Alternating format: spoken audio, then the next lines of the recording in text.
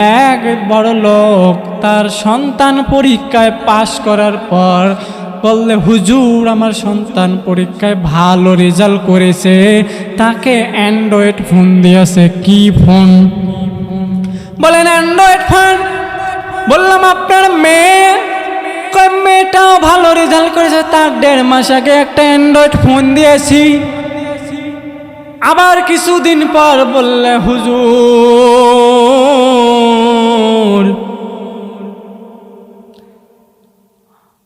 দেখলাম, বলল হুজুর বলে মনটা কেমন জানি খারাপ। বললাম ভাই মন কেন খারাপ? বলে মেয়ে নাই, তার মনে হিজরত করে গেছেন কোথায়।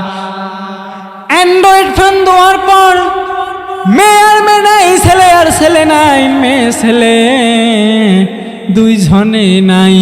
আর আল্লাহর বান্দা যুবক, তার আল্লাহর এক বান্দি তার সন্তানকে ডাক দেবে, সন্তান রমজানে রোজা রাখবা।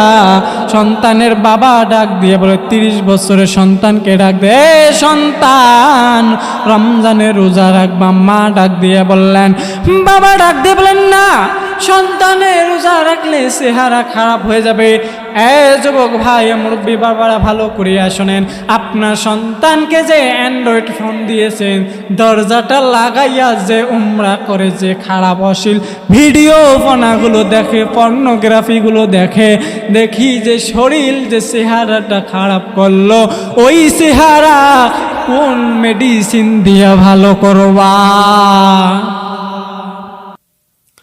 কোন মেডিসিন দিয়ে চেহারা ভালো করবা? ওদিকে বাঁধে দিলাম।